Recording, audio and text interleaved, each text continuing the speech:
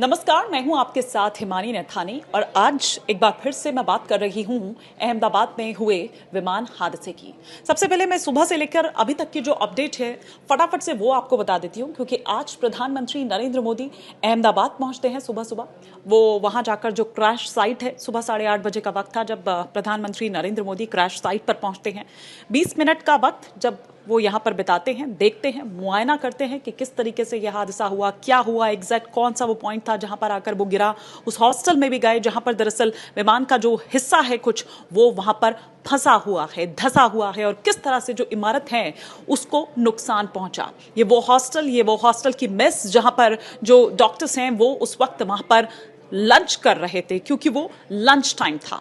इसके अलावा यहां पर मुआयना करने के बाद वो पहुंचते हैं सिविल अस्पताल, जहां पर जो इस दौरान घायल हुए मेस में जो कुछ पीड़ित थे वो उनसे जाकर मिले, उनके परिजनों से जाकर मिले। इसके अलावा जो एकमात्र बचे इस हादसे में, इस जबरदस्त हादसे में लोन सर्वाइवर जो विश्वास हैं, उनसे उन्होंने मुलाकात की। जाहिर सी बात है कि उनसे ये समझने की कोशिश की होगी कि अचानक वो फ्रैक्शन ऑफ सेकंड्स, वो लास्ट मोमेंट में आखिर क्या हुआ, क्या किसी तरह से जो कमांड है वो पायलट की तरफ से दी गई थी, या क्या उस वक्त मंजर था, क्या अचानक से ये हुआ, कि किस तरह की स्थिति उस वक्त, क्या उस वक्त प्लेन में चल रहा था, विमान में क्या चल रहा था, इन तमाम बातों को, और वो कैसे बचे, इन तमाम बातों को जाहिर तौर पर प्रधानमंत्री नरेंद्र मोदी ने विश्वास से बातचीत की। और विश्वास बातचीत में उन्होंने ये भी बताया कि उनको पूरा अच्छी तरीके से इलाज मिल रहा है। इसके अलावा आपको याद है कि किस तरह से पूर्व सीएम विजय रूपाणी, वो भी इस विमान में सवार थे, उनका भी निधन हो गया।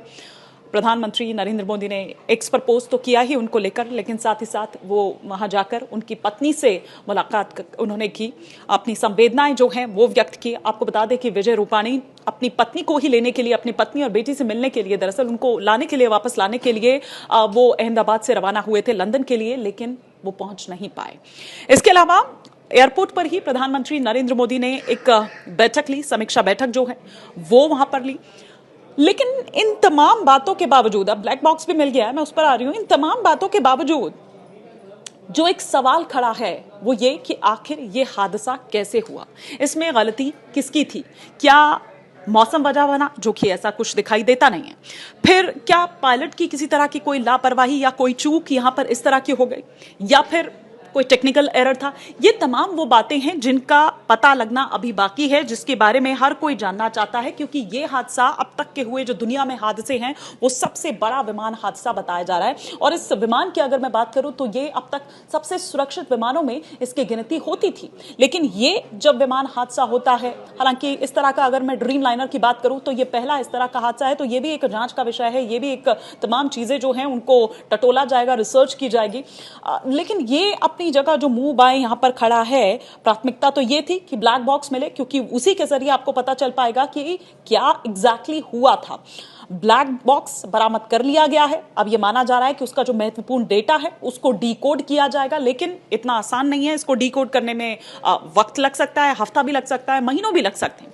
लेकिन ब्लैक बॉक्स के बारे में आपने सुना जरूर होगा, लेकिन ब्लैक बॉक्स होता क्या है आज मैं वो आपको बताने जा रही हूं। ब्लैक बॉक्स नाम तो जरूर होता है, लेकिन दरअसल इसमें नारंगी रंग के दो उपकरण होते हैं, या आप कहिए कि डिवाइस जो है वो होते हैं। पहला जो होता है वो होता है एफडीआर, जिसको आप कहते हैं फ्लाइट डेटा रिकॉर्डर, जिसमें फ्लाइट से संबंधित उस वक्त ऊंचाई क्या थी, गति क्या थी, इंजन किस स्थिति में था, क्या था, पायलट द्वारा की गई जो हर तकनीकी, जो भी टेक्निकल तमाम चीजें हैं उसकी जानकारी ये रिकॉर्ड करता है, जो है एफडीआर। इसके अलावा दूसरे अगर मैं डिवाइस की बात करूं तो वो है सीवीआर, यानी कि जो कॉकपिट वॉइस रिकॉर्डर होता है, जो पायलट की आपसी जो भी संवाद हो, या पायलट द्वारा किसी तरह का कोई, अगर जैसे मेडे आपको याद होगा, हमने कल उस पर बात भी की थी, आपको जानकारी भी दी थी। तो क्या इस तरह की कोई चीजें, कोई कमांड, क्योंकि मैंने कहा जैसा कि पहले भी फ्रैक्शन ऑफ सेकंड्स थे, इतना वक्त भी नहीं मिल पाया। यहां से जरूर मेडे का कॉल गया, लेकिन वापस जब एटीसी ने संपर्क साधने की कोशिश की तो वो नहीं साध पाए, क्योंकि इतनी देर में वो क्रैश हो चुका था। इसीलिए मैंने कहा कि फ्रैक्शन ऑफ सेकंड्स।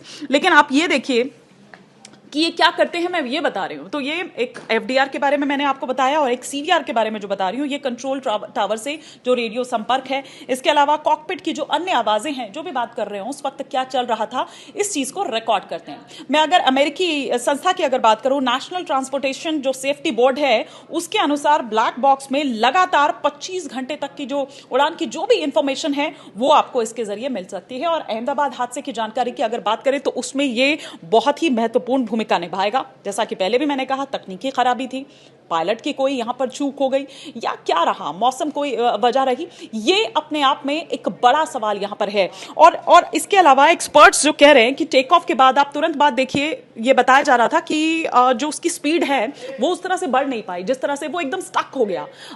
ये माना जा रहा था कि उसके बाद स्पीड उसकी बढ़नी चाहिए थी, लेकिन अचानक आखिर ऐसा क्या हुआ। इसके अलावा जो आपात कॉल भेजी गई वो, और साथ ही साथ इस स्थिति में जो एफडीआर से इंजन की जो परफॉर्मेंस है और जो भी चेतावनी, जो भी संकेत है उसकी जानकारी इसके जरिए मिलेगी।